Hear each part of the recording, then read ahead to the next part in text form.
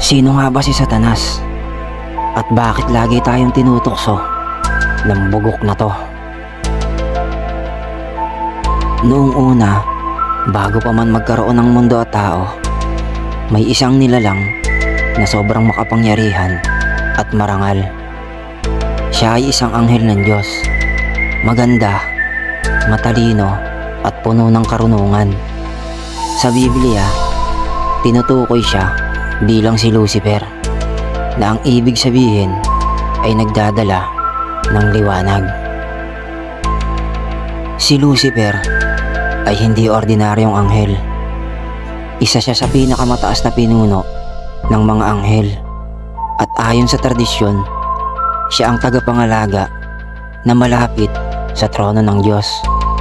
Sobrang ganda niya, sobrang liwanag niya, pero dumating ang araw na nagkaroon siya ng inggit at kayabangan.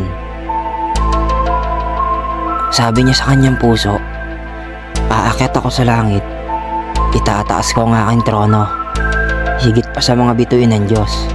Ako'y magiging gaya ng kataas-taasan."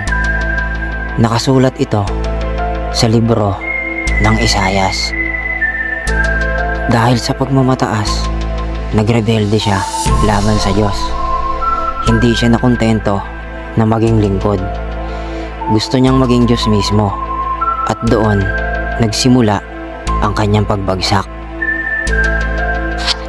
Kasama ang ikatlong bahagi ng mga anghel na naniwala sa kanya, siya ay itinapon mula sa langit, at mula noon nakilala na siya hindi bilang Lucifer, kundi bilang Satanas, na nangangahulugang kaaway o tagapag-akusa.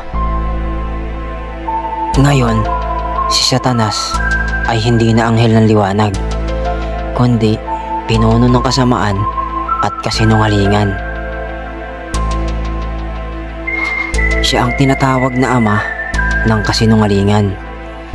Siya ang dragon at ahas na matanda sa aklat ng pahayag. Siya ang kaaway na umiikot-ikot na parang leon na umaatungal, na naghahanap ng masisila. Hindi siya katulad ng Diyos na makapangyarihan sa lahat. Limitado ang kanyang kapangyarihan, pero ang kalakasan niya ay nasa panlilinlang at tukso.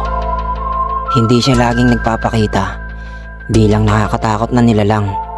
Madalas ay nag-aanyong kaakit-akit para linlangin ang mga tao. Sa madaling sabi, si Satanas ay dating anghel na bumagsak dahil sa kayabangan. Siya ang pinuno ng mga demonyo. Layunin niyang ilayo ang tao sa Diyos, sirain ang ating pananampalataya, at alipinin tayo sa kasalanan. Bakit tayo tinutokso ni Satanas? May isang matandang pare na nagkwento minsan sa kanyang mga alagad. Ang sabi niya, "Anak, ang buhay ng tao sa mundong ito ay parang digmaan na hindi nakikita ng ating mga mata. May laban na nagaganap sa ating isip, sa ating puso at sa ating kaluluwa. At isa sa pinakamalakas na sandata ng ating kaaway ay ang tinatawag na tukso." Kung tutuusin, si Satanas ay hindi basta-basta. Isa siyang dating makapangyarihang anghel na nagrebelde sa Diyos. At mula noon, ang naging layunin niya ay sirain ang lahat ng mahal ng Diyos. At isa na doon tayo, tayong mga tao. At bakit nga ba paulit-ulit ang ginagawa niyang panunukso sa mga tao? Una, dahil ayaw niyang makalapit tayo sa Diyos. Katulad ng nangyari kina Adan at Eva, ginamit niya ang tukso para mawalan sila ng tiwala. Isang simpleng tanong lang, totoo bang bawal kainin ang bunga? Pero doon nagsimula ang pagbagsak. Gusto niyang mawala ang ating tiwala. At kapag nagtagumpay siya, madali tayong malalayo sa Diyos. Ikalawa, dahil gusto niyang kontrolin ang ating mga buhay. Ang tukso ay parang bitag. Sa una, matamis, masarap, nakakaakit. Pero kapag kumagat ka, doon ka na niya iikot-ikot sa kasalanan hanggang mawalan ka na ng direksyon. Para kang isdang nahuli sa lambat. Akala mo ligtas, pero kahawak ka na pala ng kaaway. Ikatlo, dahil alam niya ang ating kahinaan. Hindi ka niya tinutukso sa bagay na hindi mo gusto. Halimbawa, kung hindi ka naman mahilig sa alak, hindi niya ipapakita iyon bilang tukso. Ang ibibigay niya ay yung bagay na kinahihinaan mo. Pera, laman, kayabangan, at galit. Doon niya tayo tinatarget. Kasi alam niya na doon tayo madaling bumagsak. Ikaapat, dahil gusto niya sirain ang ating kaluluwa.